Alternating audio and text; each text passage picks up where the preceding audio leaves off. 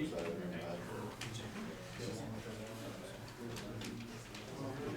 morning. Morning. How's everybody doing this morning? Good. Good. Once again, this is our annual drug-free workplace training that we have to do every year in order to maintain our certification as a drug-free workplace. The biggest asset of being a drug-free workplace is a reduced insurance premium, so that's a big help to the city. But it's also an opportunity for us to learn a little bit about drugs and things that we might not be aware of, you're not exposed to on a daily basis. So I think from all the comments that I've gotten, you'll find this presentation very interesting. I've tried to steer away from some of the things I've talked about in the past. I'm not going to talk about cocaine, marijuana, methamphetamine, things like that, because that's what we talk about all the time, and that's what generally the public thinks about when we talk about drug use, abuse, and addiction. So I've actually tried to go outside the box just to make it interesting for you, because I don't want you to have to look at the same material over and over again. I am Detective Corporal Gary Bean. Been at the city, I think everybody knows me, but I've been here 15 years and I've been in narcotics for 9. So I've gotten to kind of see the changes that have occurred in the narcotic side. This is kind of how the presentation is going to go. First, I'm going to talk about the purpose of the presentation, and then I'm going to spend a few minutes on addiction, because I want you to fully understand addiction, because, I mean, let's be honest, that's the root of all the problems when we talk about drug use and abuse.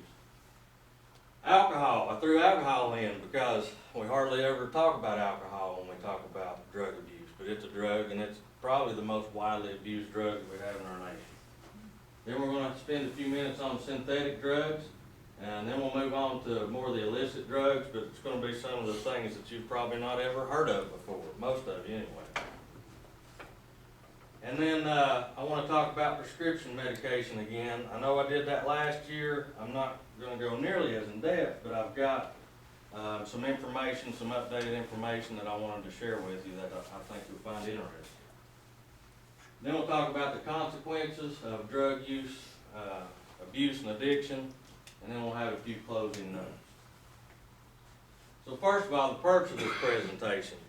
Ultimately, my goal, my objective is to save lives. I'll probably never know it, and that's fine with me. But next week, a year down the road, 4 or 5 years down the road, 20 years down the road, I don't know. Hopefully the information I share today at some point will save somebody's life. And then all these presentations are well worth it. But not only to save lives from death, but to save lives from ruin, because being in the narcotics division, we see it on a daily basis. We see lives being ruined, people losing their jobs, losing their families. So it's a full circle. Number 2, decrease substance abuse in the local community. Obviously, if we can do that, we can improve the quality of life here. Encourage public safety and crime prevention. And then I guess the main idea of today's training is to increase safety and awareness in the workplace. So let's talk about addiction for a minute. I want you to pay attention to this definition because I want you to think about this definition throughout the entire presentation, and then at the end we're going to make everything come back full circle and talk about this definition again and see if it really fits. Chronic relapsing brain disease, and it is a disease. It causes compulsive behavior despite harmful consequences, not only to the addicted individual, but those around him or her. The ripple effect. Now, everybody's got moms and dads, brothers and sisters. Unfortunately, some addicts have children. They have many friends, co-workers, things like that. Everybody gets affected by that one person's addiction. But the biggest thing I want you to remember, compulsive behavior despite harmful consequences. Not only the addicted individual, but those around him or her. The way addiction occurs when we have repeated use of a drug basically that drug mimics natural occurring chemicals in our brain. And most of the time it's our feel-good chemicals. Dopamine, most of the time is what it's going to mimic. That's our pleasure chemical that we have in our brains. Anytime we're in a pleasurable situation, our brains produce extra dopamine, and that's what gives us our pleasure sense. Over an extended period of time of using a particular drug, the drug mimics that dopamine, and the brain says, we've already got all this high level of dopamine, I don't need to produce anymore. So what happens is the brain over time ends up, it actually produces less and less dopamine, so people become dependent and eventually addicted just to maintain that level of dopamine. They have to produce it in an unnatural way. Some of the factors of addiction: number one, biology. Some of it's just the genes you're born with. But the biggest thing is environment, family, friends, socioeconomic status, peer pressure, and physical or sexual abuse. A lot of research that has been done on addiction, there's a large percentage of people that had some type of physical and or sexual abuse as a child. They had no avenue to deal with those emotions involved with that, and eventually later on in life led to the addiction. Another thing to remember about addiction is, as human beings, our brains don't fully develop until our mid-20s, generally speaking. Everybody's different. But the thing is, introducing drugs can have an effect on decision-making, judgment, self-control. The earlier drugs are introduced, the more likely abuse and or addiction will occur. So if you don't pay attention to the rest of the presentation, please, please, please, this is the most important slide in the entire presentation, because it's going to put things into perspective for you. I know everybody sees on the news and they hear stories about family members or friends, or they read the newspaper, and you honestly think, what was that person thinking? Where in the world did they come up with that? Just an example, and I've heard this has been an actual phone conversation or personal conversation that I've had more than once. Similar situation would be, you've got a father of a 6-year-old child who takes their 6-year-old's Xbox, takes it down to the pawn shop, pawns it for $35 so that he can get one pill. That pill is going to last him, depending on the level of addiction, a half a day to a day. So you got a father taking their kids' toys and pawning it so they can get high. Now, I have trouble with that.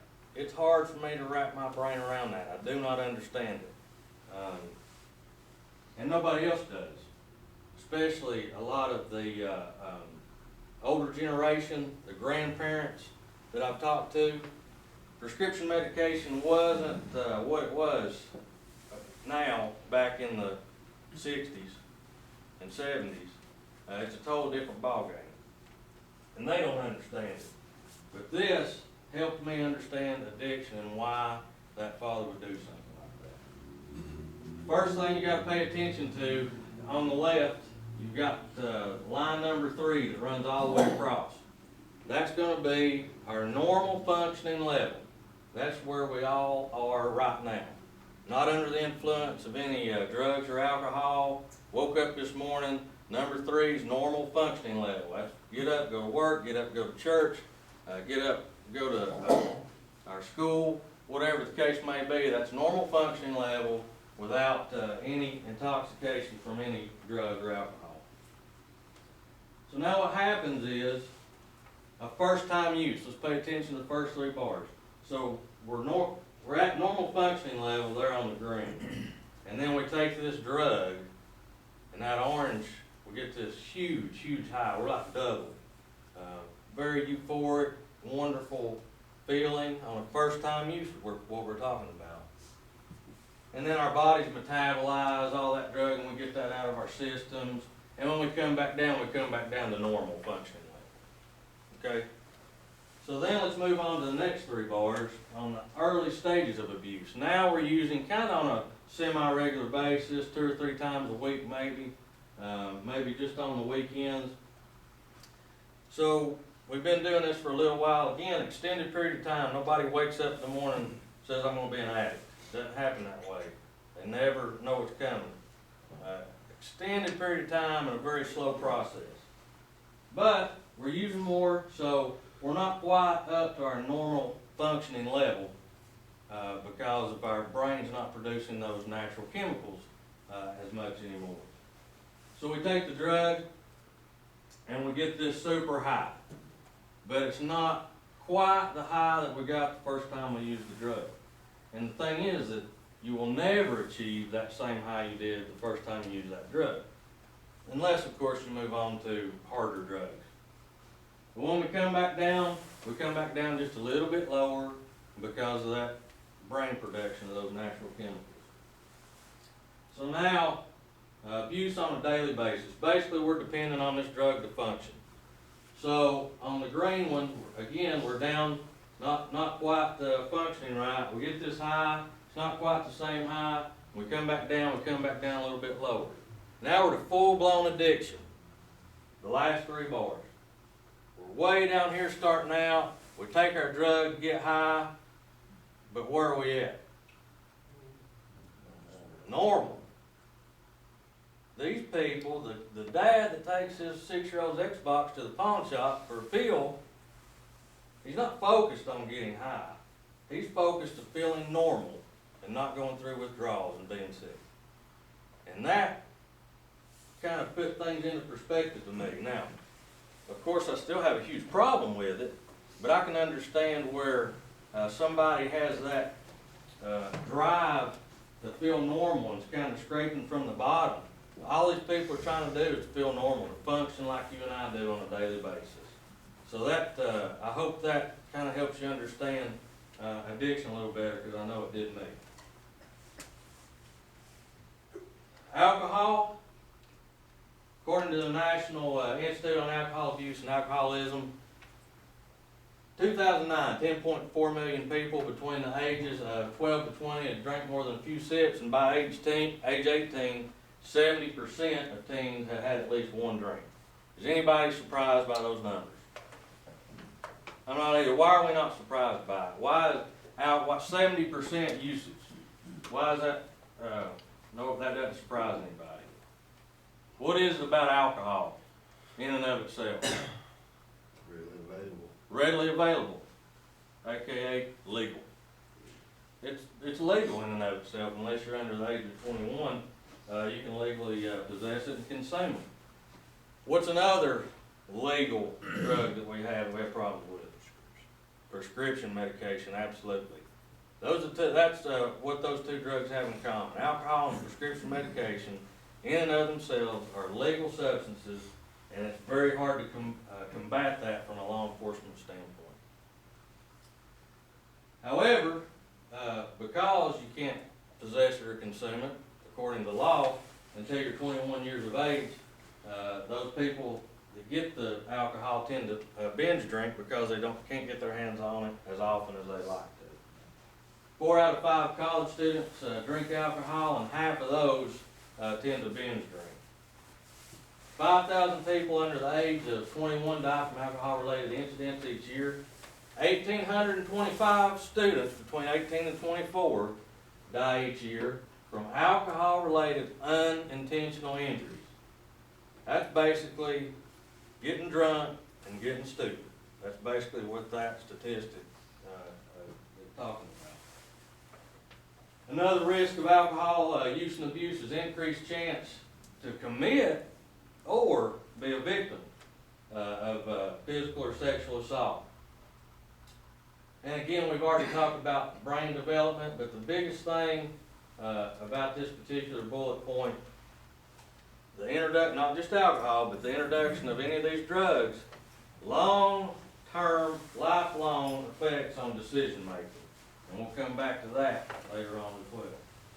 And of course, with any of these things, you're gonna have increased chance of health problems, especially with alcohol, of course, the liver, the heart, the brain, cancer, and suicide attempts. Synthetic drugs. Who can tell me what I'm talking about when I say synthetic drugs? Meth? Okay. Anybody else? It's kind of a trick question. Methamphetamine is definitely a synthetic drug. Anything that's manufactured and it's not naturally occurring is a synthetic drug. However, in the law enforcement community, when we talk about synthetic drugs, usually we're talking about things like bath salts that we talked about last year. Everybody remember the Florida man ate the other man's face and all that, and he was on bath salts. You got bath salts and then the synthetic marijuana.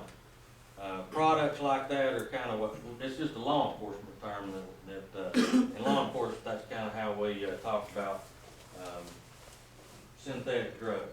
Methamphetamine on the law enforcement side would just be an illicit drug. That's how we determine it. First one I want to talk about is gravel. Gravel's relatively new. I never heard of gravel until about 9 months ago, and they were starting to see it in the Tri-Cities area. Gravel is basically bath salts, that drug that we talked about that has a crazy effect on people, but it's mixed with methamphetamine and or Klonopin, which is an anti-seizure medication. So, bad enough to start with. You got people eating people's face, and now we're going to put methamphetamine and anti-seizure medication in with it.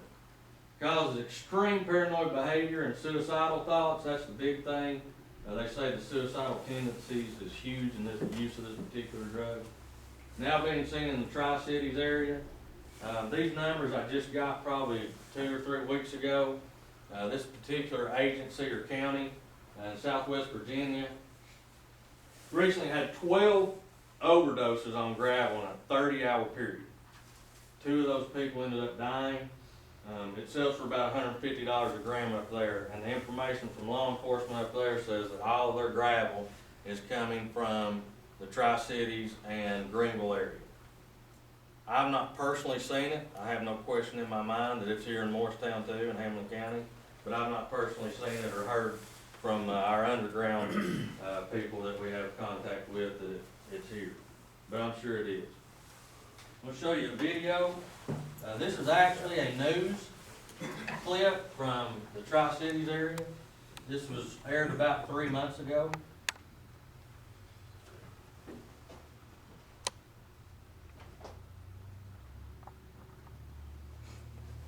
Well, I thought I would.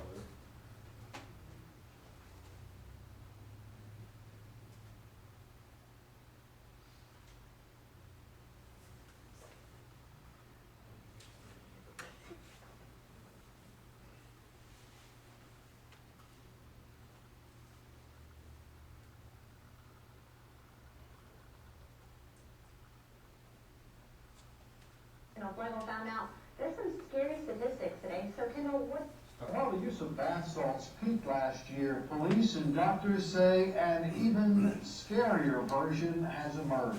It's called gravel. It's a substance made up of bath salts mixed with methamphetamine or Klonopin, and it's circulating in our area. 19 News' Kendall Flegel found out there's some scary statistics today. So Kendall, what did you learn?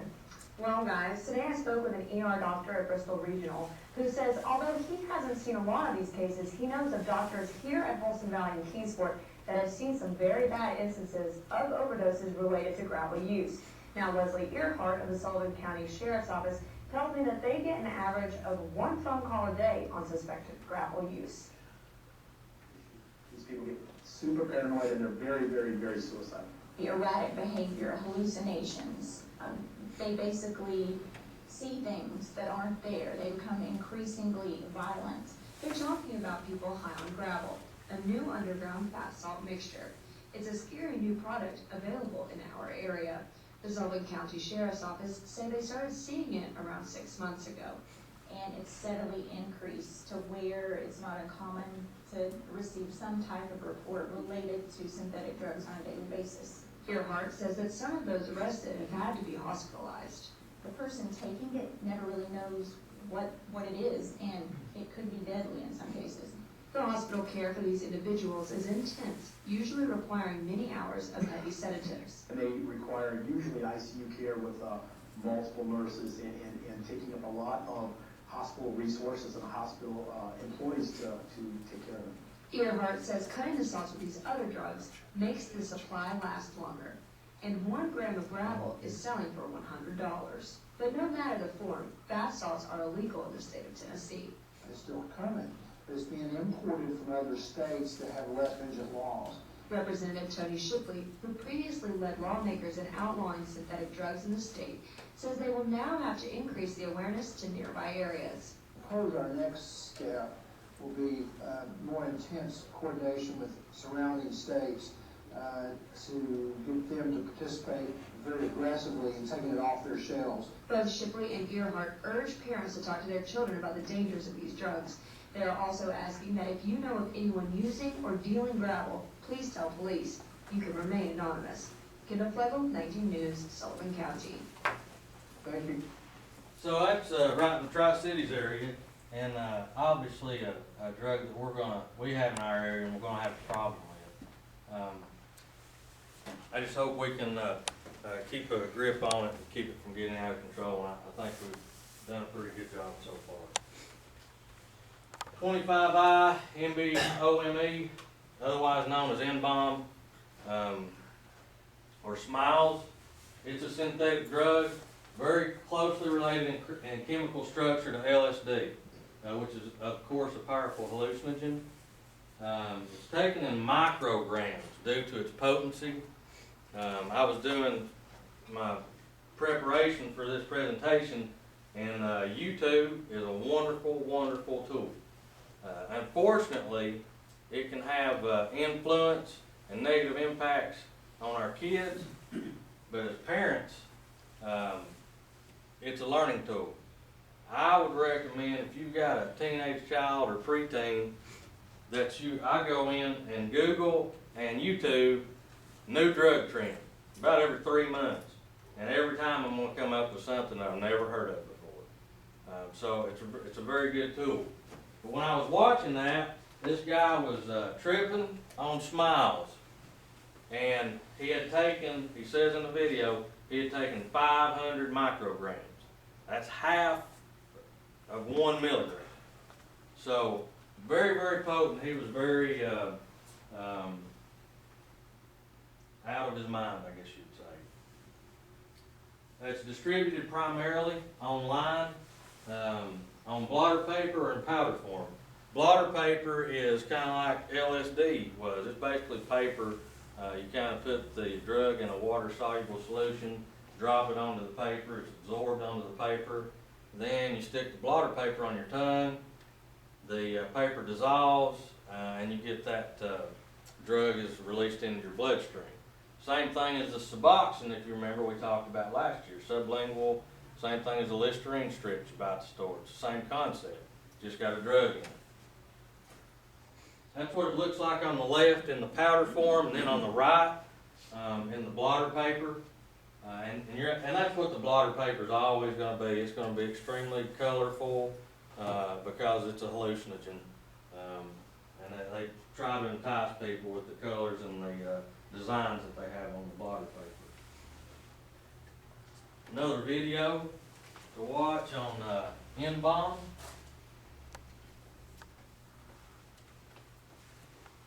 Can be more dangerous than LSD or ecstasy.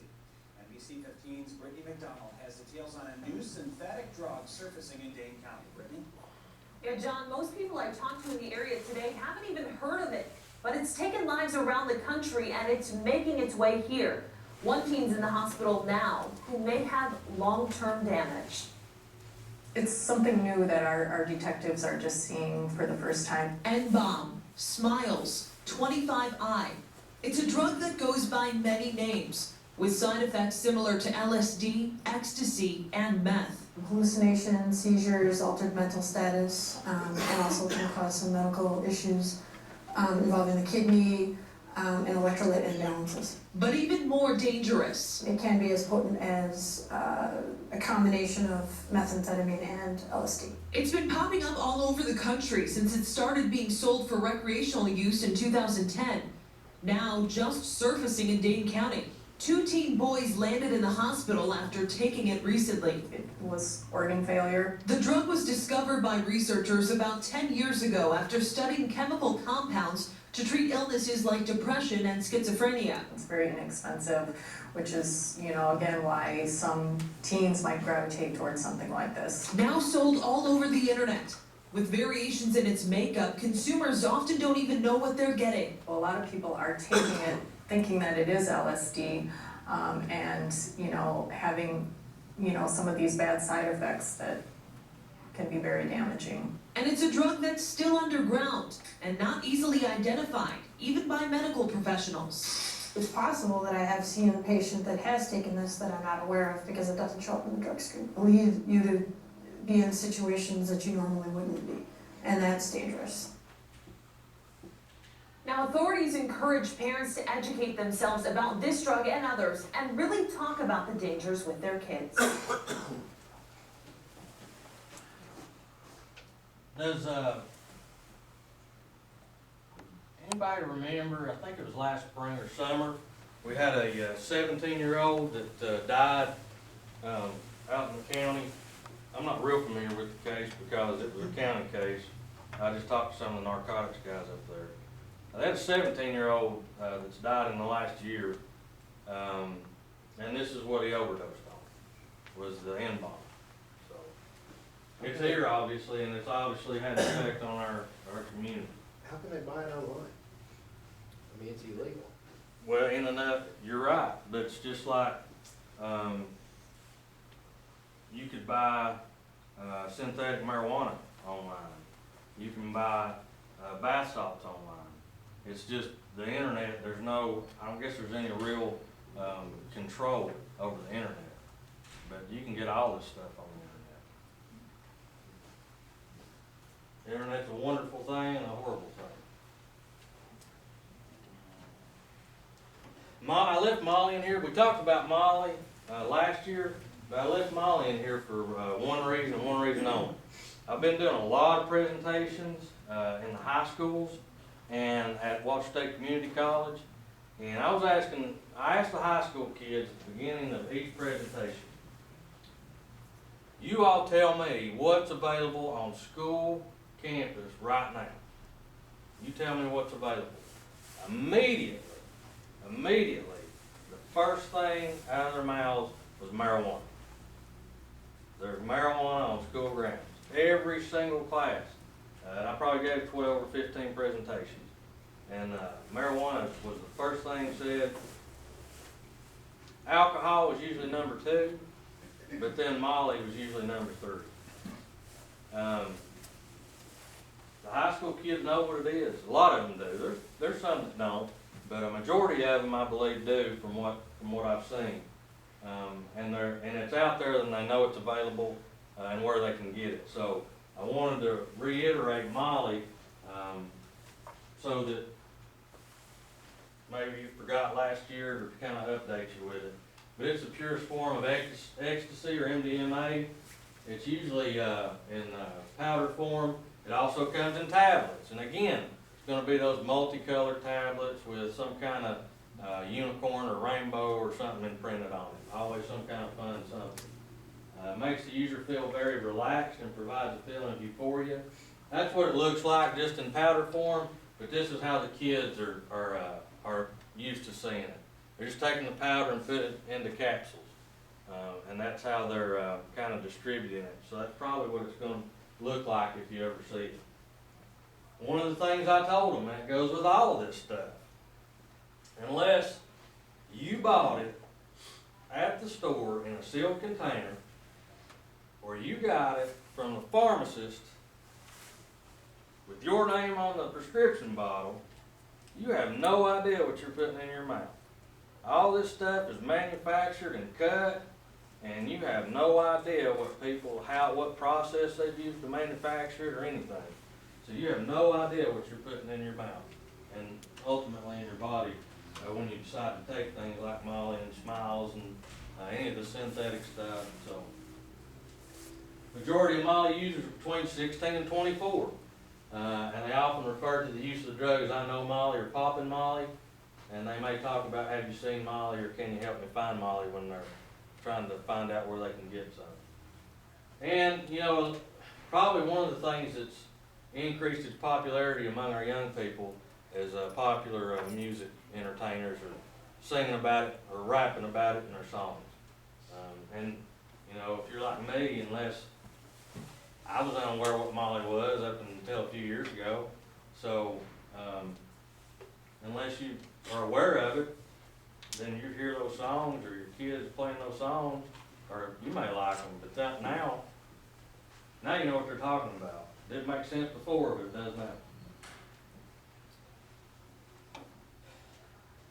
The reason I want to talk about heroin is because I'm surprised we've not seen it be a bigger problem than it is already in our community. It's a highly addictive and most rapidly acting of all opiates. Can anybody else tell me what's a popular opiate? Oxycodone. All your oxycodone products are opiates. Heroin is an opiate. Street names include Big H, Black Tar, White China, Smack, and Thunder. Comes in powder form or a black sticky substance, and of course the black sticky substance is going to be your black tar heroin. Has the same but more intense effects as oxycodone, morphine, and codeine, usually injected, smoked, or snorted. And here's the thing, slowly taking the place of prescription medication.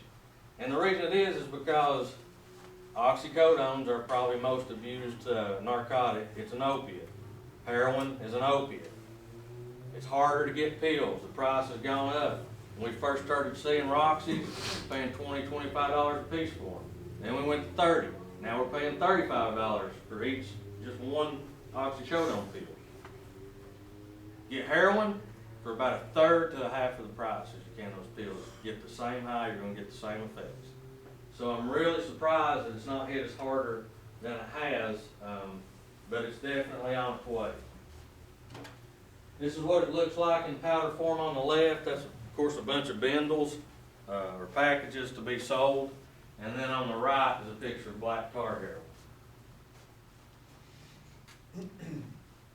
Got a video for you to watch. And what I want you to pay attention to, there's some guys, there's a guy and two girls sitting on a little short wall, and they're being interviewed.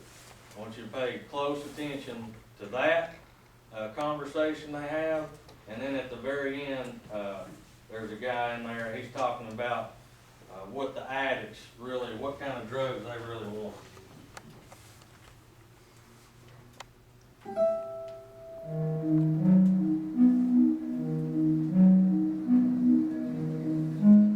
I used to say, man, I never would use needles, and here I am today. I went to a methadone clinic for a while. Just didn't work for me. Stopped and left again and started doing dope. Went back to Big Island, was lobstering, fishing, making really good money. So, I mean, it was no problem getting the drugs. I mean, it's all over.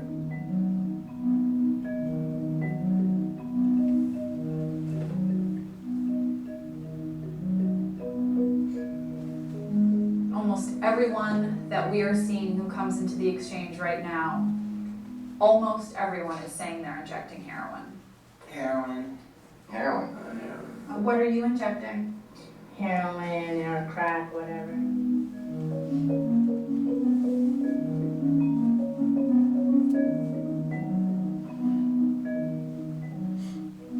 I just gotta do what I can do to not be sick, you know. I just can't stand being sick, really. Heroin use is huge right now with drug users. It's really available and it's really inexpensive. Yeah, I do. I'll get you one over here. Heroin today is about $30 cheaper than it was about 5 years ago. So you can get very high on heroin much cheaper than you could get drunk on booze. All right, brother, take it easy. Just in this year alone, we've sent out 2 advisories cautioning people about a significant spike we've seen in overdoses and the deaths related to them. We did that in February, and we had to do it again in May. How many times have you overdosed? Over 25. Well over 25. And that's overdose, not just falling out, that's That's DOA. I flatlined 8 times last summer, you guys know that, 8 times I flatlined. Why is heroin so much more popular now? Because of the sickness. Nobody wants to But get but sick. people have always gotten sick off Because heroin. there's no oxys. You can't get oxys. Yeah. There have been a lot of efforts to address Oxycontin and oxycodone abuse, and I think that we've had some significant successes in that area. Addicts are turning to heroin to replace Oxycontin if they can't get it any longer, and that they don't get the same high off of it. This is not a drug problem, it's an addiction problem. Oxycontin was big, heroin was cheaper, more potent. I was fully addicted to opiates. It was there, I was not feeling well, and I knew it would make me feel better. So I did it. I thought of the heroin user as homeless, unemployable, living in a tent under a bridge. So I danced the dance with it.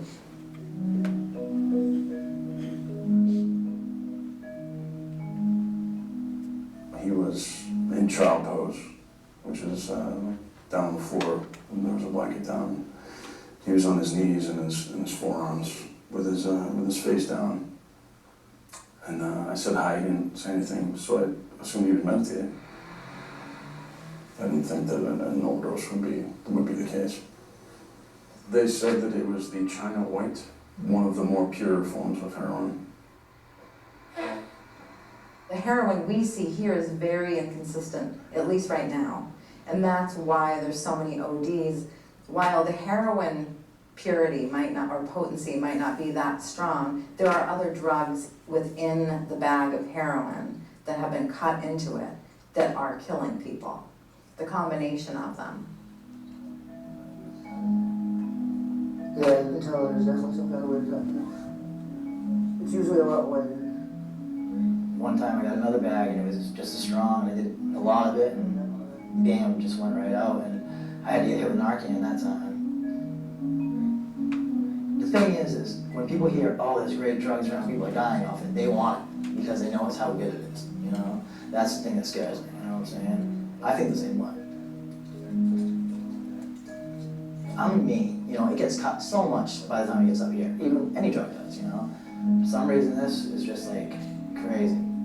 Oh, good, you know, you shoot it a little bit and you're instantly cloud nine. So it's scary. A lot of you, there's gonna be a lot more deaths. I know there will be.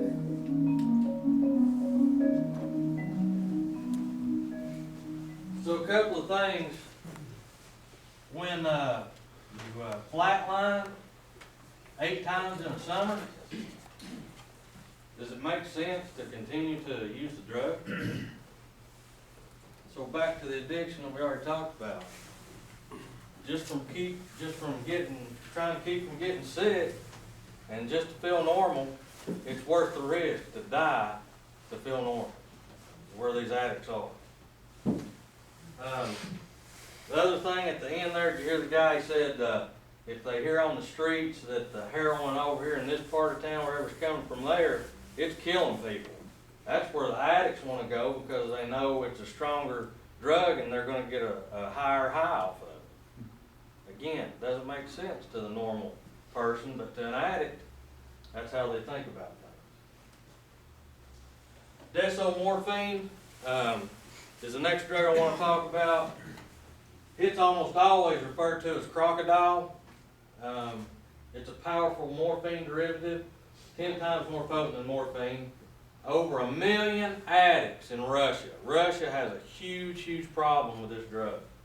The drug acquired its street name due to the discoloration and scaling of the skin around injection sites. They say this is the zombie drug and the drug that eats you from the inside out. It's actually synthesized from codeine, and they compare it to the synthesizing methamphetamine from ephedrine and pseudoephedrine. The only thing is they're using codeine in order to get to the end result of crocodile. The thing is they're putting things like gasoline, paint thinner, lighter fluid in there. That's a picture of it there on the left. And then on the right, of course, they put it in a water-soluble solution to shoot up. These are the effects of crocodile. Here's the thing about crocodile. Look at these pictures, and then are you ready? These people are still using crocodile. That girl on the left, she's still using crocodile. This is one of the only drugs, it's probably the worst drug I've ever seen in my entire life. This is one of the only drugs that I've seen that more than likely, once you begin to use it, you will not stop until you're dead. You've got issues like that, and you're still shooting up. And you'll continue to shoot up until you're dead. Very, very bad drug. Another video to watch on crocodile.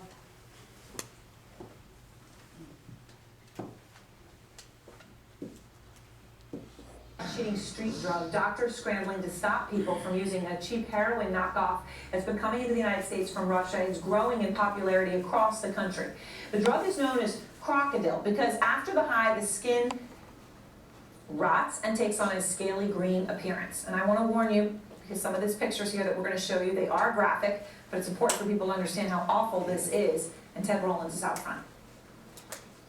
The images are horrific. People with missing and rotting flesh, in some cases down to the bone. It's from a horrible drug called Crocodile. It's extremely addictive and gives users a heroin-like high. Suspected cases surfaced in the U.S. last month in Utah and Arizona. Then, this week, 5 people showed up in Joliet, Illinois with similar symptoms.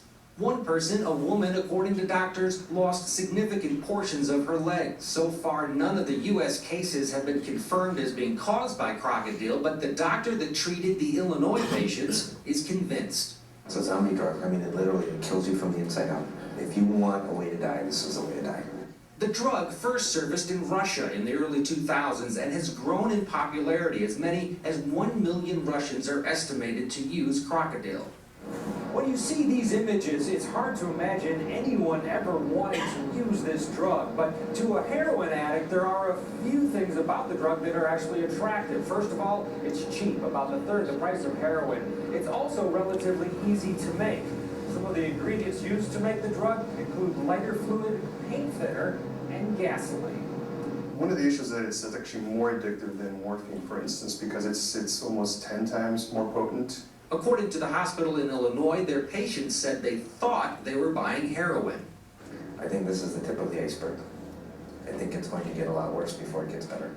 I think eventually, if it stays out on the market long enough, you're going to have people that are desperate addicts that can't support their own heroin habit, but can utilize this drug, not really caring about the consequences, and get the same high for a third of the price. But the real price looks like this, and the hope is that these images are horrific enough to prevent people from using the drug. Ted Rollins, CNN, Chicago. So literally, I mean, it's like the doctor said, and like from what research I've done on it, if you want to die, start using crocodile, because that's ultimately what's going to happen. Very, very bad drug, and I know that, like you saw, it's in the United States, very limited right now. Hopefully this is one of the ones we really need to get a hold on before it takes off, because we don't need to be in Russia's situation and have over 1 million addicts. All right, again, prescription medications. DXM, dextromorphan, anyway, it's on the video, you'll see. Street names include Dex, poor man's PCP, Robo. When people are on DXM and they're on that high, they'll refer to it as Robo tripping. The Robo comes from Robitussin. It's called Skittles, Triple C, and Velvet. Comes in syrup, tablets, capsules, or powder form. This is the thing, DXM is a cough suppressant. It's the active ingredient. It's the active cough suppressant in every drug that you can buy on the counter, over the counter at the pharmacy. DXM is the cough suppressant in every single brand. Causes impairment, in large doses, it has similar effects of marijuana and ecstasy, but in even larger doses, it has effects of ketamine and PCP. It's usually when we're talking about the abuse of DXM, it's going to be, I know the video you're going to see says 8 to 12, but it's usually around 10 to 15 times the recommended dosage. And that's what people are using in order to get the effects of this. It causes impairment of all senses, hallucinations, and in those very, very high dosages, out-of-body experiences. Taken in concert with antidepressant usually results in death. Another video, what I want you to pay attention to in this video specifically is the average age of first-time abuse. One of the latest drugs of choice for young people is legal and probably in your medicine cabinet. More than 3 million Americans between the ages of 12 and 25 admit to using cough and cold medicines to get high, and many admit it on internet sites like YouTube. Michelle Miller has the story. My brain, whoa. They're hard to watch. Video after video. Kids flaunting their highs on the internet. I'm starting to feel the effects. All using the same drug. DXM. DXM, dextromethorphan, is the cough suppressant found in more than 100 over-the-counter cough medicines. Today's parents may warn their kids about marijuana, cocaine, ecstasy, but when it comes to DXM, most parents are clueless, or worse. There's a mix-up, oh, it's not that bad, or actual relief. Oh, my kid's just getting high on cough medicine? Great. It's called robotripping, skitlin, tussin, or triple C. 1 in 10 kids admits to it.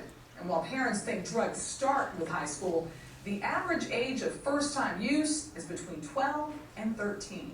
It was cheap, it was fun, and it was easy to get. Derek started abusing DXM at 16, then added marijuana, ecstasy, cocaine, and heroin within a year. It will ruin your life because that's all you'll think about. Laura used for just a few months. Everyone noticed me when I was on it. Like, I just wanted to be noticed, I guess. Laura and Derek are currently in rehab, where 60% of the kids have abused cold medicine. Some blame the internet for spreading the word. Kids go online, they're met with literally thousands of sites. And the sites are a crash course in Drug Abuse 101. There are even calculators to compute dosage based on weight for a tailor-made high. That can be 8 to 12 times the recommended amount. But parents can fight back. Know how much cold medicine you have in the house. Don't leave it sitting in the bathroom cabinet. And tell your kids, despite what they may see on the internet, there is no safe way to get high. What have you lost? I lost my family, I lost a lot of my capabilities, I lost time, I lost my childhood. That must be tough. Yeah, it is. And adolescence is tough enough without drugs. Michelle Miller, CBS News, Mendham, New Jersey. So what's the average age of first-time abuse? 12 to 13 years old.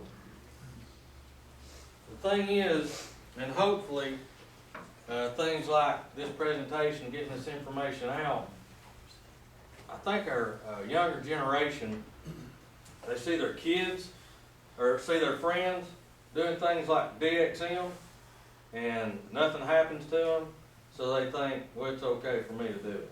And they just don't have, they're not educated, they're ignorant of what the effects that they could have on their bodies by abusing these drugs. Ketamine, street name includes Special K, Super K, Vitamin K, Cat Value, Kit Kat. It's most widely used as an animal tranquilizer. It is approved for human use as well as an anesthetic, but most primarily it's used as a animal tranquilizer. It's become very popular among teens and young adults at dance clubs and rave parties. That's the same kids that are doing the Molly and the ecstasy pills. The drug can be in liquid or powder form. Again, similar effects to LSD, to include hallucinations and out-of-body experiences. And recently, it's become used as a date rape drug. This is what it looks like. Of course, in the vials, it's kind of what you'll see in the veterinary's office. The vials, and then in powder form there on the right. I've actually got a couple of videos concerning ketamine. The first one is a little more informative. It's kind of telling you about ketamine. The second one is a guy who is in a bad K-hole. When people get high on ketamine, and when they reach that ultimate high, they say they're in a K-hole. And the second one, the video is actually entitled Bad K-Hole. So a little information, and then a little experience on what it does, the effects it has on people. If you've been clubbing, you may have been offered Special K, but we're not talking cereal here. Ketamine hydrochloride is a man-made anesthetic that moonlights under names like Special K, Kid Rock, and K. Ketamine is available legally as an animal tranquilizer. When taken as a street drug, Special K can be snorted, swallowed, or injected. After doing K, you will likely feel as if you've had several cocktails. You may even feel like you're walking on marshmallows. Depending on how much you do, you may fall into what's known as a K-hole,